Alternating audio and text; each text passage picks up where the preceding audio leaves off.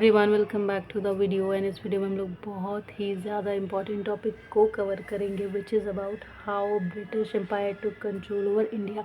कि कैसे जो ब्रिटिश एम्पायर था वो पहले सिर्फ एक छोटी सी ट्रेडिंग कंपनी थी और वो धीरे धीरे वो एक छोटा सा एम्पायर बहुत बड़ा हो गया। एंड देन वो उसने पूरे भारत पे, जो कि सिर्फ एक छोटे से मकसद के लिए आया था, पर उसने पूरे भारत पे कैसे कंट्रोल कर लिया था। जाहिर सी बात है कि इतना बड़ा भारत, जिसको पहले सोने की चिड़िया भी कहा जाता था, तो बहुत दिमाग लगाया होगा। इतना आसान काम तो होगा नहीं, पर फिर भी उन्होंने कर दिखाया था। तो समझते हैं कि क्या स्ट्रैटेजीज़, क्या स्टेप्स या क्या तरीके उन्होंने अपनाया था कि एक ट्रेडिंग कंपनी से इंडिया के ऊपर एक कंप्लीट पावर होल्ड करना, वो चेंज हो गए थे इस चीज़ में। तो बहुत कुछ करना पड़ा था उनको भी। देखिए, तो जो ईस्ट इंडिया कंपनी थी 1600 में बनती है। ईस्ट इंडिया कंपनी जो कि ब्रिटिशर्स की ही कंपनी थी, तो ये बनाई जाती है 1600 में। फिर ये ट्रेड के लिए इंडिया में आती है, मतलब ब्रिटिशर्स इंडिया में आते हैं ट्रेड के लिए। किस चीज़ का ट्रेड? स्पाइसेस और टेक्सटाइल। स्पाइसेस मतलब मसाला वगैरह, और टेक्सटाइल इंडस्ट्रीज़ वगैरह का जो सामान है इंडिया के अंदर बहुत ज़्यादा मात्रा में, और स्पाइसेस बहुत अच्छी कंडीशंस की होती है। तो फिर स्पाइसेस कहीं से भी ले सकते थे, इंडिया से क्यों? एक यहाँ पे बहुत ज़्यादा अबंडेंस में, बहुत ज़्यादा मात्रा में उगता है और बेस्ट क्वालिटी का होता है। और जो ब्रिटिशर्स होते हैं ना, उधर नॉनवेज बहुत खाया जाता है, तो उधर उन चीज़ों पे जब मसाले वगैरह, अगर स्पाइसेस आप लगा के रखते हो, तो वो चीज़ें जो मीट वगैरह है, नॉनवेज, वो ज़्यादा दिन तक स्टोर कर सकते हैं।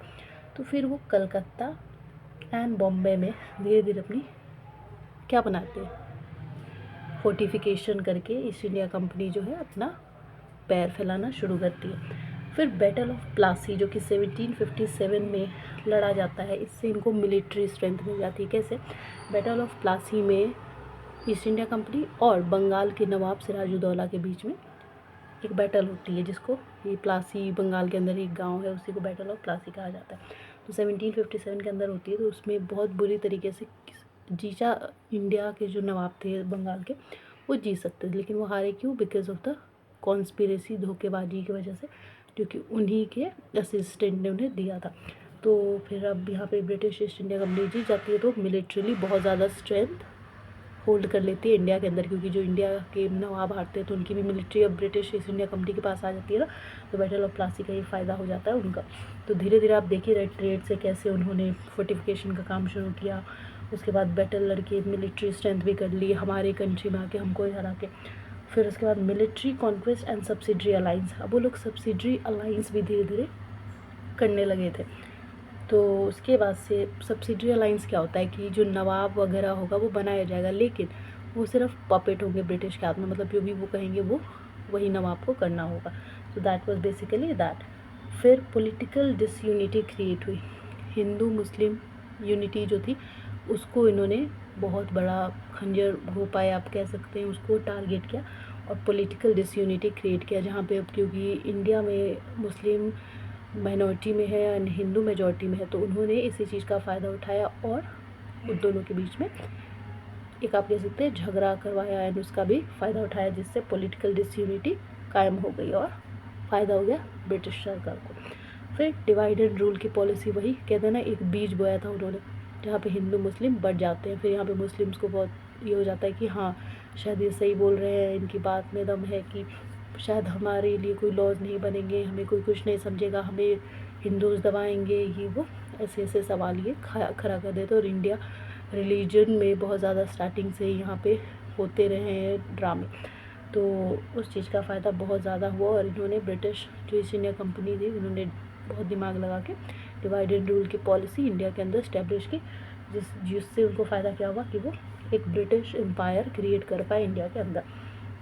फिर क्या होता है? Decline of Mughal empire. जब ब्रिटिश इंडिया आए थे तो उस टाइम पे औरंगजेब राजा था, तो बहुत ही अच्छा राजा था। मिलिट्रली स्ट्रेंथ में तो औरंगजेब का कोई रिकॉर्ड था नहीं, बहुत पावरफुल था, बहुत उससे लोग डरते थे, अंग्रेज भी उससे डर गए थे। एक बार तो ऐसा हुआ था कि वो लोग उस औरंगजेब से कुछ डिमांड करने गए थे, पर उसने मना कर दिया, तो फिर बहुत तेज थप्पड़ भी मारा ब्रिटिश को, तो वो बहुत डर गए। फिर उन्होंने माफ़ी मांगी कि भाई हम बहुत पैसे देंगे हमें ट्रीट करने को, तो औरंगजेब भी मान गया कि ठीक है। फिर वो सब हुआ, और उसके बाद से जब औरंगजेब की डेथ होती है तो उसका कोई भी सक्सेसर इतना केपेबल नहीं होता जितना कि औरंगजेब था। तो आप कह सकते हैं कि मुग़ल एम्पायर का एंड औरंगजेब के साथ ही कहीं ना कहीं हो जाता है। तो यहाँ पे डिक्लाइन ऑफ मुग़ल एम्पायर भी एक बहुत बड़ा कारण था जिसकी वजह से ब्रिटिश एम्पायर ने अपना कंट्रोल होल्ड किया।